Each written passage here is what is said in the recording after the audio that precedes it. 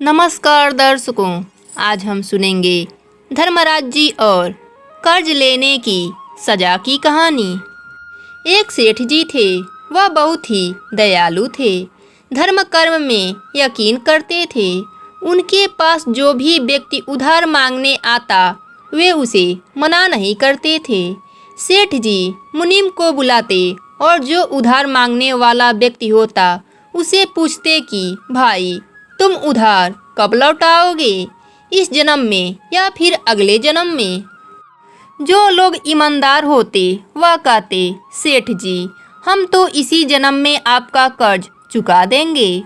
और कुछ लोग जो चालाक और बेईमान होते वे कहते सेठ जी हम आपका कर्ज अगले जन्म में उतारेंगे और अपने चालाकी पर मन ही मन खुश होते।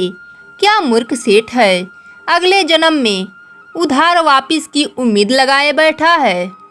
ऐसे लोग मुनीम से पहले ही कह देते कि वो आपका कर्ज अगले जन्म में लौटाएंगे और मुनीम भी कभी किसी से कुछ नहीं पूछता था। जो जैसा कह देता मुनीम वैसा ही बही खाता में लिख देता। एक दिन एक चोर भी सेठ जी के पास उधार मांगने पहुंचा। उसे भी मालूम था कि सेठ अगले जन्म तक के लिए रकम उधार दे देता है।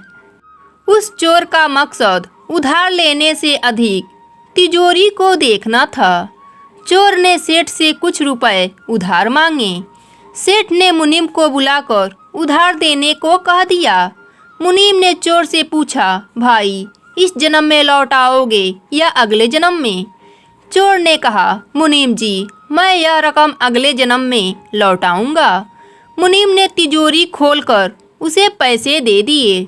चोर ने भी तिजोरी देख ली और तय कर लिया कि इस मूर्ख सेठ की तिजोरी आज रात में उड़ा दूंगा।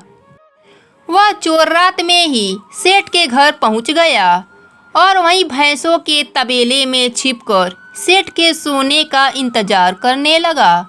अचानक चोर ने सुना कि भैंसें आपस में बातें कर रही थी और वह चोर चुपचाप भैंसों की भाषा सुन रहा था।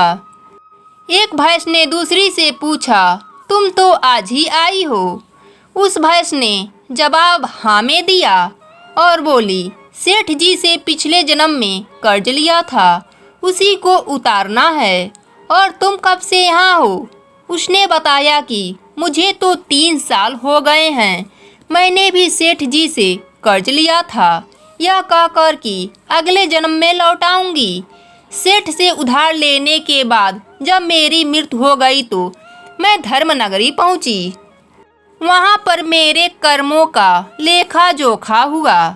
मेरे ऊपर बहुत कर्ज थे सेठ का, इसलिए धर्मराज जी ने मुझे इस सेठ का कर्ज उतारने के लिए भैंस का योनि देकर पृथ्वी लोक पर भेज दिया। अब दूध देकर धीरे धीरे कर्ज उतार रही हूँ। जब तक कर्ज की रकम पूरी नहीं हो जाती तब तक यहीं रहना होगा। चोर ने जब भैंसों की बातें सुनी तो उसके होश उड़ गए और वहाँ बधी भैंसों की ओर देखने लगा। वह समझ गया कि उधार चुकाना ही पड़ता है, चाहे इस जन्म में या फिर अगले जन्म में उसे चुकाना ही होगा।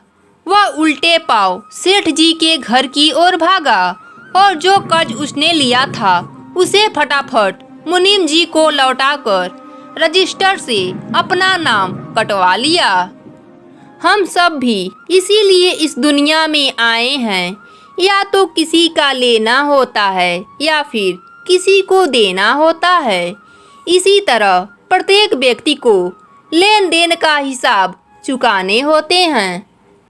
कर्ज का हिसाब चुकाने के लिए इस दुनिया में कोई बेटा बनकर आता है तो कोई बेटी बनकर आती है, कोई पिता बनकर आते हैं तो कोई माँ बनकर आती हैं। चाहे दुख हो या सुख, हिसाब तो सबको देना ही होता है। यही धर्मराज जी के नियम हैं, जिसे हम प्रकृति का नियम भी कहते हैं। धन्यवाद।